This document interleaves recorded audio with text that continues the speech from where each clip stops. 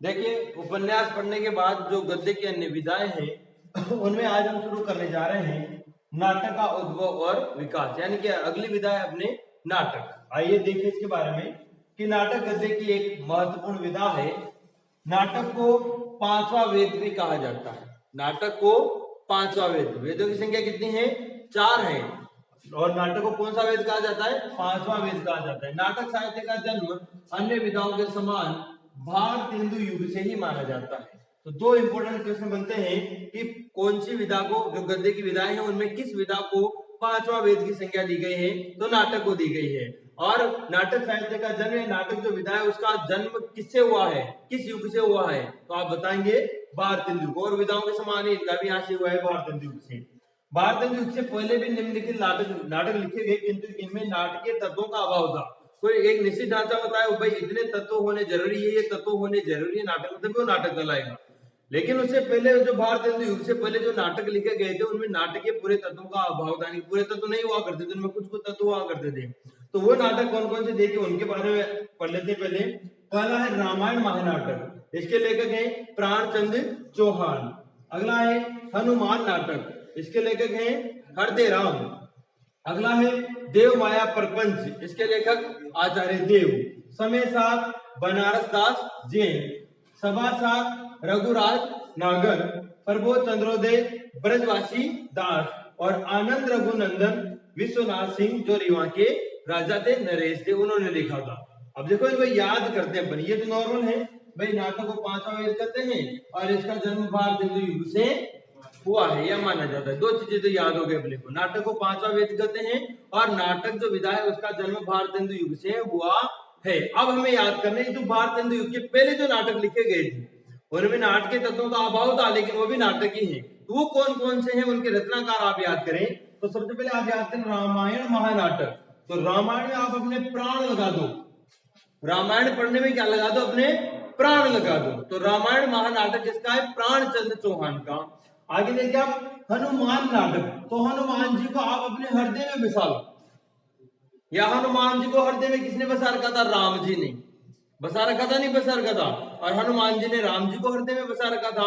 तो याद करेंगे अपन कि हनुमान नाटक के लेखक कौन है? ह से याद कर लो, हृदय राम। या हनुमान को राम ने हृदय में बसा रखा था, हृदय राम। हो गया याद? रामायण महानाटक प्राणचंद चौहान, है ना? प्राण लगा दो रामायण में या रामायण का नाटक करने में, है ना? और हनुमान नाटक हरदे राम। आगे देखो आप देव माया प्रपंच, इसमें कोई दिक्कत नहीं है, देव ने लिखा है। देव माया प्रपंच आचार्य देव। समय सार बनारस दास जैन। समय सार किसका है? ये बनारस दास जैन का। तो आप ध्यान रखें, समय बनारस का आ गया। समय किसका आ गया? बनारस का आ गया। समय बनारस का। समय सार बनारस दास जैन। दोबारा देखो, रामायण महानाटक प्राणचंद चौहान, हनुमान नाटक हरदे राम, देव माया प्रपंच आचार्य देव, समय सार बनारस दास जैन। देखो आगे देखो, सभा सार यह है रघुराज नागर। यानी कि सारी जो सभा हुई उसका सार किसने बताया? रघुराज। सभा का सार रघुराज के पास है। सभा का सार कौन है? रघुराज। रघुराज सभा का सार रघुराज है। प्रबोध चंद्रोदय, यहां से याद करो इसको, ब्रजवासी दास। प्रबोध चंद्रोदय बस याद रखेंगे आप, ब्रजवासी दास का है। प्रबोध चंद्रोदय ब्रजवासी दास का है। और सभासार किसका है? रघुराज नागर। सभासार रघुराज नागर। और समय सार बनारस का है, समय बनारस दास जैन। आनंद रघुनंदन, पूरे विश्व में आनंद ही आनंद है। आनंद रघुनंदन विश्वनाथ सिंह का है। आनंद रघुनंदन किसका है? याद कीजिए, ये सोचो कि हमें ये याद भी करना है। अब आप अंदर से सोचोगे नहीं तब तक याद नहीं होगा। आप सोचो भाई हम तो पढ़ने आए हैं और लिखने आए हैं, तो बस पढ़कर लिख कर ही जाओगे आप। अगर आप अंदर से ये सोच के आओगे कि मैं याद करने जा रहा हूं, तो आप याद करके भी जाओ। हम जैसा सोचते हैं वैसा ही हो जाते हैं, हमारी जो जैसी सोच होती है ना वैसा ही बनते जाते हैं हम जीवन में। तो आप सोच ऐसे रखो कि मैं याद कर रहा हूं, और कहते सोचते आज तो लिखा ही रहता सर, आज तो लिखा होगा, फिर पढ़ा होगा, फिर याद तो बाद में करूंगा तो वैकेंसी आओगी। नहीं, अगर आप बात के भरोसे रहोगे तो कुछ भी नहीं होगा। दोबारा देखो आप, ये तो मैंने सारे मिटा दिए। रामायण महानाटक, रामायण में प्राण लगा देने, ठीक है। हनुमान ह से हरदे राम याद करो, देव से देव हो गया, समय सार से बनारस हो गया, सभासार से रघुराज हो गया, प्रबोध से ब से ब्रजवासी दास हो गया, आनंद विश्व में आ गया। ठीक है, आगे चलते हैं। आगे देखिए इसमें कि हिंदी का प्रथम नाटक भारतेंदु के पिता गोपाल चंद्र गिरधर दास द्वारा रचित नहुस को माना जाता है। ये हमने पहले भी चर्चा कर ली थी। हिंदी का पहला नाटक कौन सा है? नहुस। हिंदी का पहला नाटक कौन सा है? नहुस। और इसके लेखक कौन है? भारतेंदु के पिता गोपाल चंद्र गिरधर दास। ठीक है, आगे देखिए। अब यहाँ तीन चीजें एक साथ याद करनी। खड़ी बोली का प्रथम नाटक, खड़ी बोली का दूसरा नाटक, खड़ी बोली का तीसरा नाटक, प्रथम द्वितीय तृतीय, है ना। अब हम याद करेंगे राजा लक्ष्मण सिंह, फिर भारतेंदु, फिर शीतला प्रसाद का। तो यहाँ पर शकुंतला पहला है, विद्यासुंदर दूसरा है, जानकी मंगल तीसरा।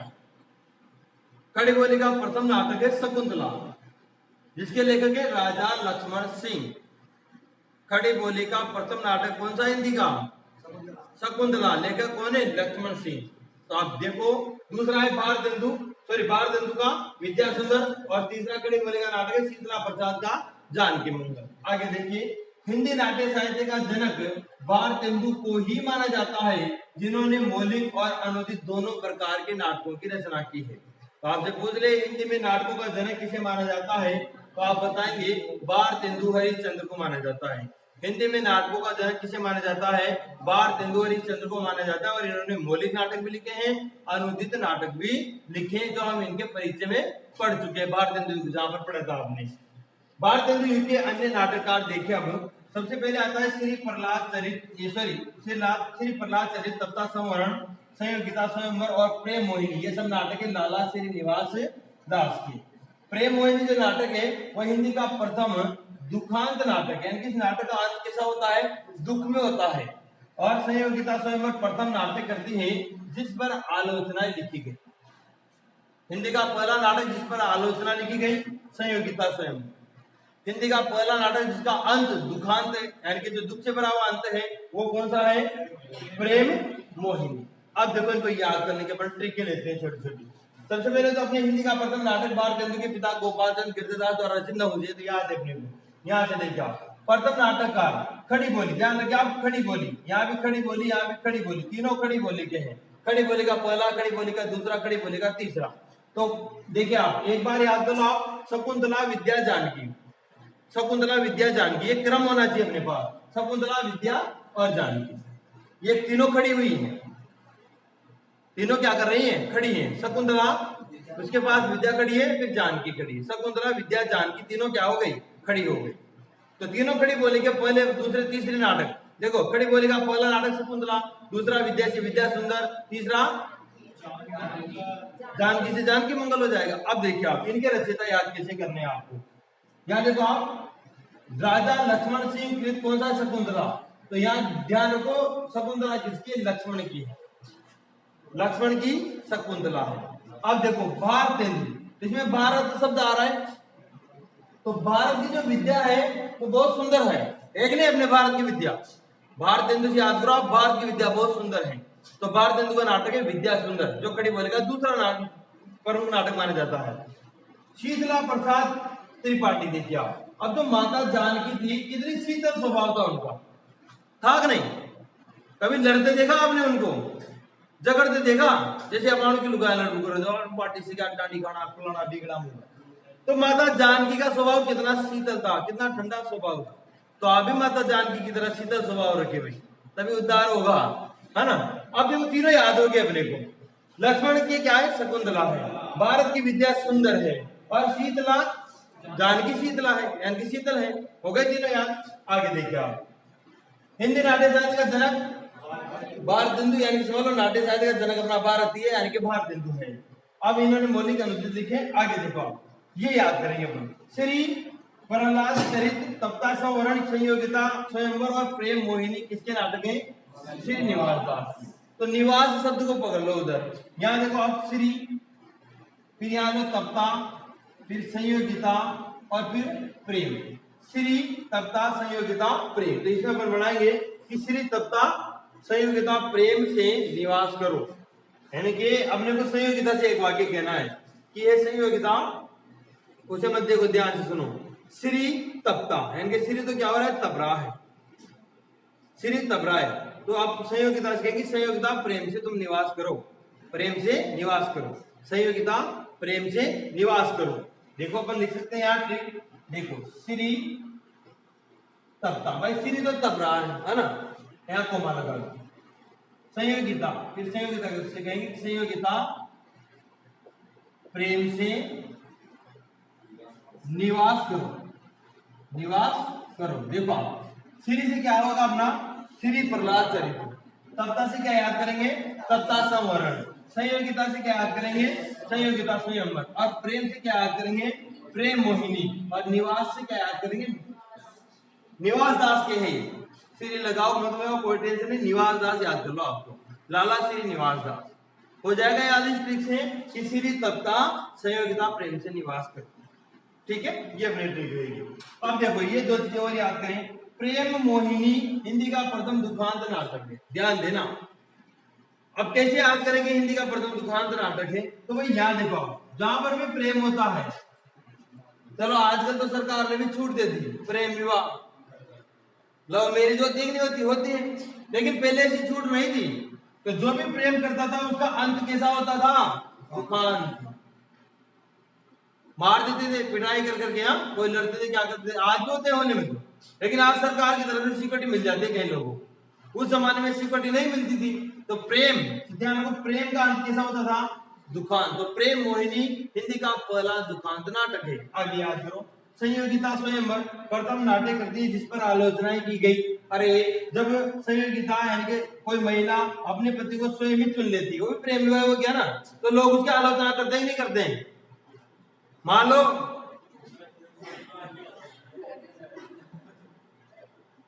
ठीक चलो छोड़ो, है ना, मान लो किसी लड़की ने स्वयं भी अपने वर को चुन लिया, वो लव मैरिज होगी ना, तो लोग आलोचना करते हैं नहीं करते हैं, करते हैं ना।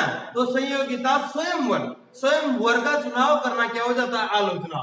तो संयोगिता स्वयंवर हिंदी की प्रथम नाटक करती है जिस पर लोगों ने क्या लिखी, आलोचना लिखी। ठीक है, याद हो गया आपको। अब देखिए आगे कुछ और नाटक आते हैं अपने नाट्य साहित्य परंपरा में। उनमें सबसे पहले हम राधाचरण गोस्वामी के दो नाटकों को देखते हैं। कौन कौन से हैं, तन मन धन गोसाई जी को अर्पण और बूढ़े मुंह मुआसे लोग देखे तमाशे, दोनों नाटक है राधाचरण गोस्वामी। आगे देखिए आप, ये जो राधाचरण गोस्वामी है ये हास्य परक नाटककार है, नाम से पता चला हंसाने वाले नाटक लिखते हैं। भारतेंदु के पश्चात जयशंकर प्रसाद का नाटकों के क्षेत्र में आगमन एक युगांतकारी घटना माना जाता है। तो आपसे पूछा जा सकता है कि भारतेंदु के पश्चात नाटकों के क्षेत्र में किसका आगमन एक युगांतकारी घटना माना जाता है, जयशंकर प्रसाद का। और प्रसाद जी को ही नाटक सम्राट और प्रसाद युग को हिंदी नाटकों का क्या स्वर्ण काल माना जाता है। प्रसाद जी को तो नाटक सम्राट कहते हैं और इनके नाटक युग यानी कि प्रसाद युग है जिसमें इन्होंने नाटक लिखे बहुत सारे, उसे हिंदी साहित्य का क्या कहा जाता है, स्वर्ण काल कहा जाता है। हिंदी साहित्य का नाटकों का, हिंदी साहित्य के नाटकों का स्वर्ण काल। अगर पूछे कि उपन्यास सम्राट तो मुंशी प्रेमचंद, उपन्यासों का या हिंदी में उपन्यासों का स्वर्ण काल प्रेमचंद युग आ जाएगा। और कहानी सम्राट भी कौन है, अपने प्रेमचंद जी हैं। आगे देखिए आप, प्रसाद जी ने ऐतिहासिक कथानकों को आधार बनाकर आधुनिक समस्याओं का समाधान प्रस्तुत किया। यानी कि उन्होंने जो नाटक लिखे वो ऐतिहासिक घटनाओं पर लिखे, यानी कि राजा महाराजाओं में जो कभी युद्ध हुए या कोई बड़ी बड़ी जो घटनाएं हुई उनको आधार बनाकर इन्होंने क्या लिखे, नाटक लिखे। और नाटकों में वर्तमान में जो समस्याएं हैं उनको सुलझाने का प्रयास किया उन्होंने, कि उनका आधार बनाकर आधुनिक समस्याओं का समाधान प्रस्तुत किया है उन्होंने। प्रसाद जी के नाटकों को भारतीय इतिहास और संस्कृति का कोश कहा जाता है, वेरी इंपोर्टेंट। प्रसाद जी के नाटकों को भारतीय इतिहास और संस्कृति का कोश कहा जाता है। डायरेक्ट पूछ ले कि किसके नाटकों को भारतीय इतिहास और संस्कृति का कोश कहते हैं, जयशंकर प्रसाद जी। क्यों, ध्यान रखिए आप, इतिहास से आप याद रखेंगे इन्होंने ऐतिहासिक नाटक तो लिखे हैं, तो इतिहास और संस्कृति का कोश है यानी कि खजाना है इनके नाटकों में। अब देखो इनके नाटक कौन कौन से हैं, चंद्रगुप्त, स्कंदगुप्त, समुद्रगुप्त, ध्रुवस्वामिनी, जन्मेजय का नाग के विशाख, राजश्री, कामना, प्रायश्चित, एकगुट और करुणालय, ये सब किसके नाटक हैं, जयशंकर प्रसाद के। एकगुट जो इनका नाटक है, एकगुट को हिंदी की प्रथम एकांकी भी माना जाता है, ठीक। और जो इनका करुणालय नाटक है, करुणालय को हिंदी का प्रथम गीति नाट्य भी माना जाता है। अब इन्हें याद करने की कोशिश करते हैं हम थोड़ा थोड़ा। दो नाटक है राधाचरण गोस्वामी के, कैसे याद करेंगे देखो आप। तन मन बूढ़े राधाचरण, एक लाइन याद करेंगे आप। तन मन बूढ़े राधाचरण गोस्वामी के, तन मन बूढ़े राधाचरण गोस्वामी, तन मन बूढ़े राधाचरण गोस्वामी। बूढ़ी का मतलब डूबना, बूढ़े का मतलब क्या होता है, डूबना। अपने पढ़ा तंत्री नाद कवित्र रस सरस राग रति रंग, जे बूढ़े वो तरे, और जो नहीं बूढ़े वो आगे कहीं से वो भी भूल गई बढ़वा दो यहाँ टाइप। तो आप ध्यान रखो, तन मन बूढ़े, यानी कि आपको तन मन किसमें डुबोना है, राधा जी के चरणों में। तन मन बूढ़े राधा जी चरण में, राधा जी के चरणों में। तो तन मन से याद होगा, तन मन धन गोसाई जी को अर्पण, और बूढ़े से बूढ़े मुंह मुआ से लोग देखे तमाशे, दोनों नाटक है राधा चरण गोस्वामी। ये हास्य परक नाटककार है, इन्हीं से पता चल रहा है। भारत के पश्चात जयशंकर प्रसाद का नाटकों क्षेत्र में आगमन युगांतकारी घटना है। प्रसाद जी को नाटक सम्राट कहते हैं, और प्रसाद युग को हिंदी नाटकों का स्वर्ण काल कहते हैं। अब यहाँ देखो आप, इन्होंने ऐतिहासिक नाटक लिखे हैं, ऐतिहासिक कथानों को आधार बनाकर प्रसाद जी के नाटकों को भारतीय इतिहास और संस्कृति का खोज करते हैं। अब ये नाटक याद करने में 3 बार तो गुप्त है, ये देखो, चंद्रगुप्त, स्कंदगुप्त, समुद्रगुप्त। चंद्र स्कंद समुद्र, ये तीनों एक साथ याद करेंगे आप। चंद्रगुप्त स्कंद, इनकी कोई ट्रिक नहीं है, ऐसे याद करने पड़ेंगे आपको। चंद्रगुप्त स्कंदगुप्त समुद्रगुप्त, 3 गुप्त हो गए, चंद्र स्कंद समुद्र। ठीक, अब आगे चलो, ये ध्रुव स्वामिनी जन्मेजय का नाग एक के, यहाँ तक के दोनों एक साथ याद करें। चंद्रगुप्त स्कंदगुप्त समुद्रगुप्त, ध्रुव स्वामिनी जन्मेजय का नाग एक। अब आगे याद करेंगे विशाख राजश्री कामना, ये 3 एक साथ करेंगे। विशाख राजश्री कामना, विशाख राजश्री कामना। अब शुरू से पढ़ो वापस। चंद्रगुप्त स्कंदगुप्त समुद्रगुप्त ध्रुव स्वामिनी जन्मेजय का नाग एक, विशाख राजश्री कामना, विशाख राजश्री कामना। अब आगे चलो, एक गुट और करुणालय, ये दोनों एक साथ जाते। एक गुट लास्ट में, एक गुट स्पिन है आपको, है ना, करुणा के साथ में। और ये सब किसके हैं, जयशंकर प्रसाद। दोबारा देखो, चंद्रगुप्त स्कंदगुप्त समुद्रगुप्त 3 हो गए, ध्रुव स्वामिनी जन्मेजय का नाग एक, 5 कौन सा है, विशाख राजश्री कामना, कितने हुए, 8 हो गए। फिर एक गुट और करुणालय, कितने हो गए, अच्छा प्रायश्चित, ये छूट गया बीच में, कामना, विशाख राजश्री कामना, प्रायश्चित, एक गुट और करुणालय, 11 नाटक हो गए जयशंकर प्रसाद के हैं। आगे देखो, ये जो एक गुट नाटक है उसे हिंदी की क्या कहा जाता है, प्रथम एकांकी। तो देखो इसमें एक आ रहा है और एकांकी में भी एक आता है, इसी से याद हो जाएंगे। तो ना, हिंदी की प्रथम एकांकी माना जाता है, जैसे डॉक्टर नगेंद्र है, यानी कि कुछ इतिहासकार इसको हिंदी की प्रथम एकांकी मानते हैं। वरना वैदिक हिंसा इंसान बहुत ही, वो एक आता है ना भारत का, उसे हिंदी की एकांकी माना जाता है। और करुणालय को प्रथम गीति नाट्य, इनके पहला गीति नाट्य करुणा में गाया गया है ना, करुणालय। ठीक है, ये अपने को याद हो गए हैं। आगे चलते हैं। अब देखिए कुछ और महत्वपूर्ण नाटक हैं नाट्य साहित्य या नाट्य विधा के। तो यहाँ से देखो आप, सबसे पहले आता है रक्षा बंधन, शिव साधना, विषपान, अमृत पुत्र। ये किसके, हरि कृष्ण प्रेम। तो आपको पता हो एक बार समुद्र मंथन हुआ था।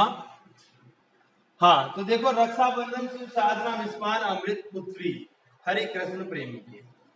एक बार आपको पता हो समुद्र मंथन हुआ और उसमें विष भी था और अमृत भी था, और अमृत देवताओं ने पिया। 1-2 राक्षस पे आ गया था बीच में, थोड़ी गुटक लेता है, गर्दन अमर हो गया ना, राहु केतु। उसमें जो जहर था वो किसने पिया था, शंकर भगवान ने पिया।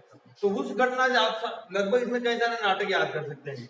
तो हरि कृष्ण के प्रेमी भक्त थे, हरि कृष्ण के जो प्रेमी थे कौन थे, जो देवता थे सारे हरि के, यानी कि हरि और कृष्ण कौन है, भगवान है, उनके प्रेमी रहेंगे सारे देवता।